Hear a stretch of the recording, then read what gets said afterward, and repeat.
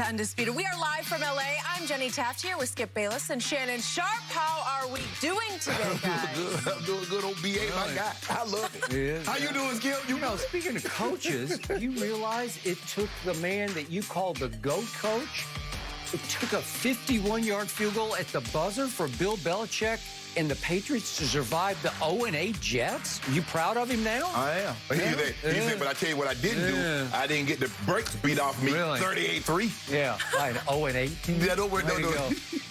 Oh, you said BA's your guy. That's interesting, Yeah, I love Shannon. BA. Interesting. He's got a lot to say, and we're going to get right to it. The Bucs are still licking their wounds after their 38-3 loss to the Saints. And yesterday, Bruce Arians, apparently Shannon's guy, explained the loss in a way that may have included a few shots at his QB, Tom Brady. Arians described one of Brady's 3 interceptions, quote, as just a poor throw, and then explained the lack of Mike Evans' production by saying Mike was open a bunch in that ball game. He didn't get targeted. That was all. Mike was open. After Week 1's loss to the Saints, remember, Arians made similar comments about Brady's play, and then Tampa rattled off 3 wins in a row. So, Shannon, any problem with Arians criticizing Brady? No, because this is who he is.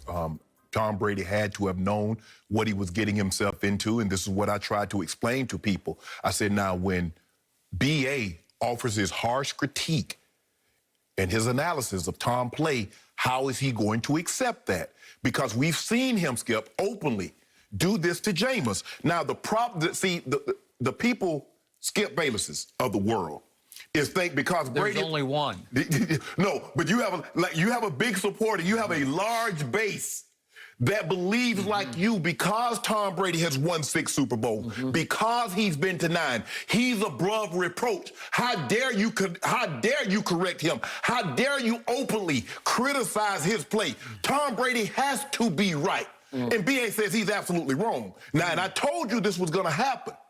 I said, now, how is he going to respond? He's not happy with this.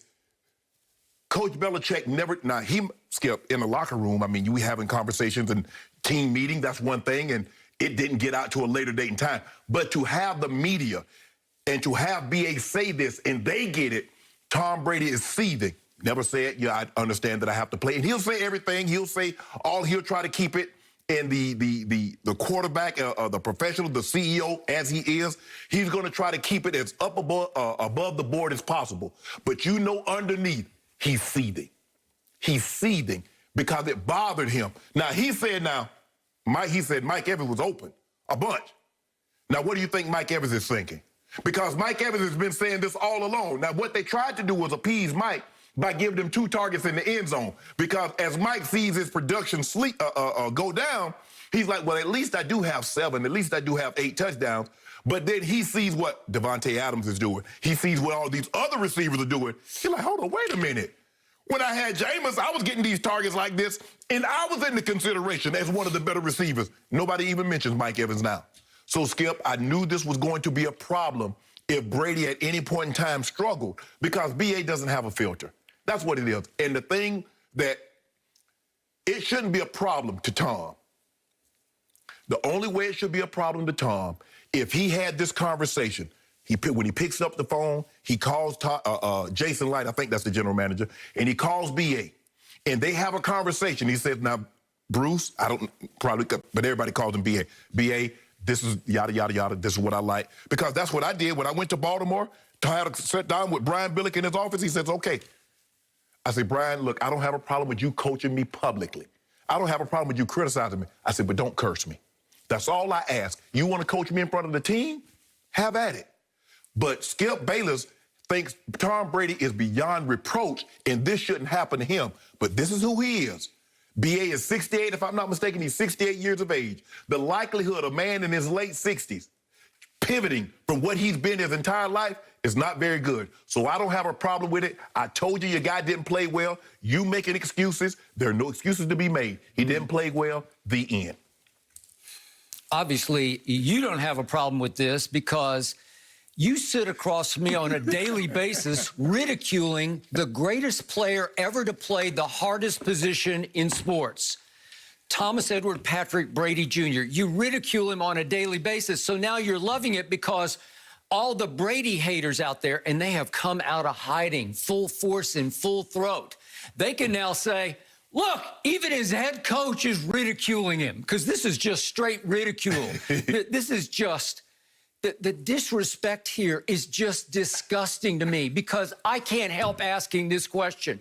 Who the hell is Bruce Arians? I ask that question because it deserves to get asked right here today. What has he ever done to deserve this? Who is he? How many Super Bowls has he won? Skip, he hasn't won any. But Tom Brady hitched his pickup truck and drove his butt down to Central Florida. So it tells me something about BA.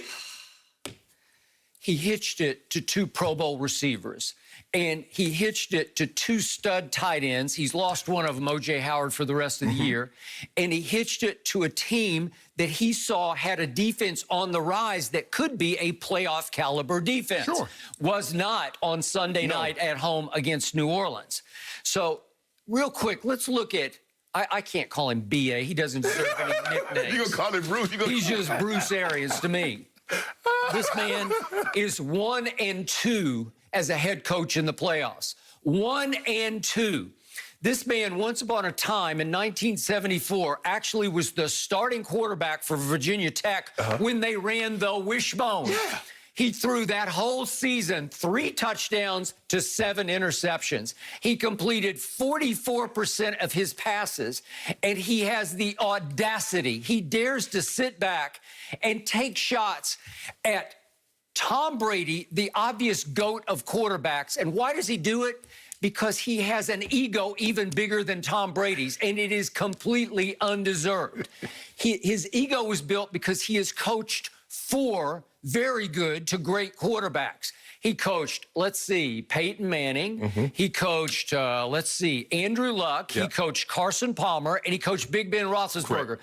I just named 3 guys who were the first overall pick in the draft.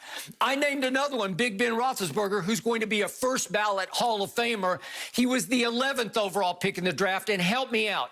Do you really believe that Bruce Arians made any of those 4 quarterbacks any better than they were going to be? No! Yeah, but here's the thing. He got all of those guys early in their career so they could handle this kind of harsh critique. You're getting Tom Brady in year 21. Well, he's handled it fine. He's not going to fire back. No, but I'm saying, yeah, behind... This is a conversation I'm sure he is seething. Right. I would agree with you. But I got to tell you, people around this league now in the know, people inside other franchises, that they're looking on Bruce Arians right now as just coming off as foolish, buffoonish, clownish. All that was blame deflection. Every time they lose a big game, and they have lost now the opener to New Orleans, they lost at Chicago, and then New Orleans at home. Right. 2 big division games against your arch rival. You lost those games. He has criticized Tom Brady after each of those games as if to say, don't look at me. I didn't do it. He did it. I'm just the head coach. Did the Tampa Bay Buccaneers look ready to play on Sunday night? No, they did not. Were they smelling themselves, as you would say? Were they starting?